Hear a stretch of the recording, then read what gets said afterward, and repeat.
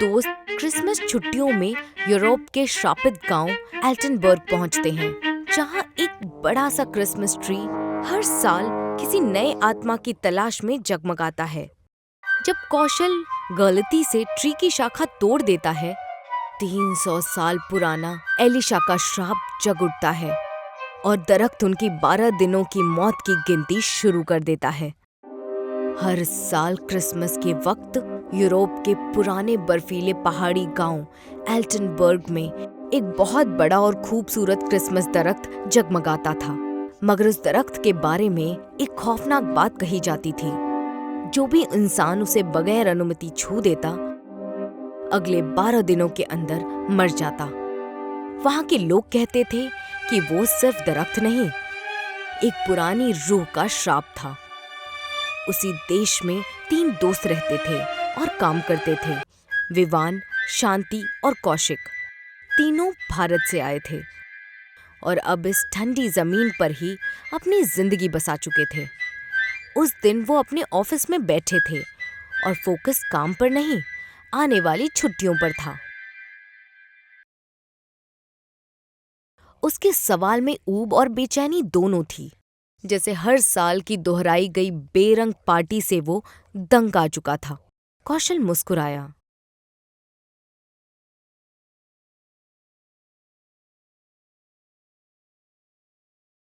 सानवी कुछ वक्त के लिए चुप हो गई। उसकी आंखें खिड़की के बाहर नीली बर्फ पर टिक गई और चेहरा गहरे ख्याल में डूब गया। जैसे किसी दूर से आती आवाज ने उसे आवाज लगाई हो। फिर वो धीरे से बोली, मेरे पास एक सोल्यूशन है। चलो हम लोग इस बार एल्टनबर्ग गांव घूमने जाते हैं, जो कि यहाँ से कुछ ही दूर है। कमरे का माहौल अचानक ठंडा सा लगने लगा। एल्टनबर्ग का नाम सुनकर जैसे हवा कहीं भारी हो गई। कौशल थोड़ा चौंक गया। सानवी हल्का सा हंसी और उसके चेहरे पर एक अजीब सी जिद भी थी। वो सब अफवाहें ही तो होती हैं। हर साल हमारे ऑफिस से ही न जाने कितने लोग वहाँ घूमने जाते हैं। विवान कुछ सेकंड उन्हें देखता रहा। बाहर गिरते हुए बर्फ कांच से टकराकर फिसल रहे थे, जैसे उन्हें भी इस फैसले का अंदाजा हो। आखिरकार विवान ने हल्का सा सिर हिलाया। फैसला हो चुका था, मगर वो नहीं जानते थे कि उन्होंने छुट्टी नहीं, अपने लिए शुरू होने वाली गिनती चुन ली है। क्रिसमस की छुट्टियों में वो सब एल्टनबर्ग गांव पहुंच गए। गांव बर्फ से ढका हुआ था। घरों की छतों पर मोटी बर्फ की परतें जमा थीं। दरख्तों की टहनियां सफेद बोझ से झुकी हुई थीं। सड़कों पर सन्नाटा था। 2-4 लोग नजर आते भी तो अजनबियों को देखकर नजरें बचाकर तेज कदमों से आगे बढ़ जाते। हवा में एक अजीब सी बदबू आ रही थी। सूखी मिट्टी, पुरानी लकड़ी और कहीं बहुत हल्का मगर साफ खून जैसा एहसास। तीनों दोस्तों के पैरों के निशान बर्फ में गहरे धंसते जा रहे थे, मानो जमीन उन्हें याद रखना चाहती हो। कुछ वक्त बाद वो गांव के बीचों बीच पहुंच गए। उनके सामने वो मशहूर क्रिसमस दरख्त खड़ी थी। एक बहुत बड़ी, आसमान को छूता हुआ दरख्त, रंग बिरंगे लाइटों से सजा हुआ। चमकीले बॉल, सुनहरी चांदनी की झालरें, ऊपर चमकता सितारा। दूर से देखने पर ये किसी सपने जैसा था, मगर पास आते ही उस ख्वाब में एक ठंडी दरार महसूस होती थी। दरख्त की लाइटें स्थिर नहीं थीं, वो अपने आप धीरे धीरे टिमटिमा रही थीं, जैसे कोई जिंदा चीज सांस ले रही हो। सानवी ने अनजाने डर से गर्दन सिकोड़ी। उसके चेहरे पर बेचैनी साफ नजर आ रही थी, मगर उसने कुछ नहीं कहा। मगर कौशल के अंदर का शरारती हिस्सा जाग गया। वो आगे बढ़ा, जैसे किसी मामूली सजावटी दरख्त के सामने खड़ा हो। विवान और सानवी कुछ कदम पीछे हट गए। कौशल हाथ बढ़ाकर एक टहनी को छू लिया। फिर उसने हंसते हुए उस टहनी की एक छोटी सी शाखा तोड़ ली। शाखा टूटते ही अचानक ट्री की सारी लाइटें एक साथ बुझ गईं। एक झटके में पूरा चौक अंधेरे में डूब गया। चारों ओर खामोशी छा गई, ऐसी खामोशी जैसे किसी ने पूरे गांव की आवाजों का गला घोट दिया हो। ठंडी हवा अचानक बर्फीली हो गई। सानवी के हाथ कांपने लगे। उसके चेहरे पर डर अब साफ नजर आ रहा था। विवान ने घबराकर कौशल की ओर देखा। उसे खुद यकीन नहीं हुआ कि ये सब सिर्फ इत्तेफाक है। तभी पीछे से एक भारी खुरदुरी आवाज पहुंची। तुमने बहुत बड़ा पाप किया है बच्चे। तीनों के अंदर जैसे कोई नस जम गई। वो धीरे धीरे मुड़े। उनके पीछे एक बुजुर्ग औरत खड़ी थी। वो लाठी पर थोड़ा झुकी हुई, पुराने ऊनी कपड़ों में लिपटी हुई थी। उसकी आंखें अंधेरे में अजीब भारी रोशनी जैसी चमक रही थीं, ठीक वैसी ही जैसे दरख्त की लाइटें बुझने से पहले लग रही थी। सानवी डरते हुए बोल पड़ी। बुजुर्ग औरत ने बगैर पलक झपकाए उनकी ओर देखा। मेरा नाम एलिना है। ये नाम मानो इस गांव की बर्फ में कई सालों से जमा हुआ था। एलिना की नजर एक एक कर तीनों पर घूमी और आखिर में कौशल की मुट्ठी में फंसी शाखा पर आकर टिक गई। कुछ वक्त की खामोशी के बाद एलिना ने भारी आवाज में बोलना शुरू किया। अब सुनो मौत का क्रिसमस ट्री की दंत कथा। उसकी आवाज दरख्त की सूखी शाखाओं पर चलती हवा की तरह गूंज उठी और उस घने अंधेरे में ऐसा लगा जैसे पूरे दरख्त की जड़ें उनके पैरों के चारों ओर धीरे धीरे सरकने लगी हों। लगभग 300 साल पहले एलिसा नाम की एक महिला को गांव वालों ने डायन कहकर जला दिया था। मरते समय एलिसा ने श्राप दिया, मेरी आत्मा इस पेड़ में बस जाएगी और जिसे भी मेरी शाखाएं छुएंगी उसका जीवन सूख जाएगा। तब से हर क्रिसमस पर ये ट्री खिल उठता है। जो भी इसे छू लेता है 12 दिनों में उसका दिल पेड़ की जड़ों में समा जाता है। किसी की मौत के बाद ये पेड़ और हरा हो जाता है। कहानी खत्म होते ही हवा अचानक और भारी हो गई।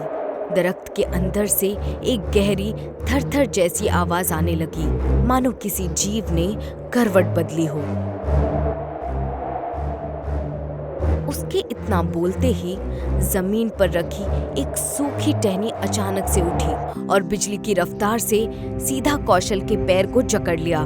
उस पकड़ में इंसान का एहसास नहीं था, वो पूरी तरह एक दरख्त का जिंदा गुस्सा था। सानवी चीख उठी। विवान ने घबराकर कौशल को खींचा।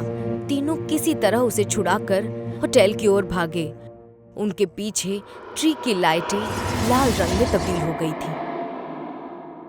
रात के ठीक 2 बजे कौशल की दर्द भरी चीख ने होटल की खामोशी खत्म कर दी।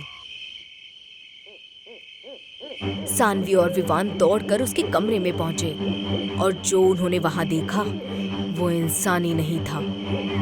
कौशल के पैर का वो हिस्सा जिसे शाखा ने छुआ था पूरी तरह काला हो चुका था। त्वचा सूख कर लकड़ी जैसी हो गई थी।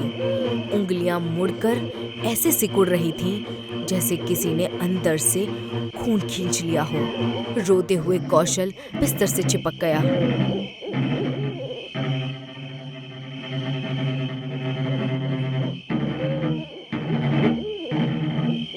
सानवी फूट पड़ी। नहीं, ये सब सच नहीं हो सकता। विवान ने घबराकर खिड़की की ओर देखा। कमरे की हवा अचानक बर्फ जैसी ठंडी हो गई। खिड़की बिना हाथ लिए अपने आप चूं की आवाज से खुल गई और बाहर दूर पहाड़ी पर वही क्रिसमस ट्री खड़ा था। होटल गांव से काफी दूर था, मगर फिर भी वो दरख्त करीब लग रहा था। दरख्त की शाखाएं खिड़की के शीशे पर दस्तक देने लगी। टिक टिक टिक। हर दस्तक में नाम छिपा हुआ था, कौशल। अगले ही पल खिड़की टूट गई और एक लंबी लकड़ी की शाखा कमरे में आ गई। सानवी चीखने लगी। विवान कौशल को पकड़ने के लिए दौड़ गया, मगर शाखाएं कौशल को जकड़कर उसे खींचने लगी। धीरे धीरे विवान और सानवी उसके पीछे भागे। बर्फ में कौशल के घसीटे जाने के निशान साफ नजर आ रहे थे। हवा में एक तरह की खर खर आवाज थी, जैसे किसी दरख्त की जड़ें बर्फ काट रही हों। कुछ दूरी पर कौशल खड़ा नजर आया, ठीक ट्री के सामने। दरख्त की जड़ें उसके पैरों में लिपटी हुई थीं। उसकी आंखें अब पूरी तरह काली थीं। उसके चेहरे पर मौत का ठंडा साया नजर आ रहा था। धीरे से वो फुसफुसाया,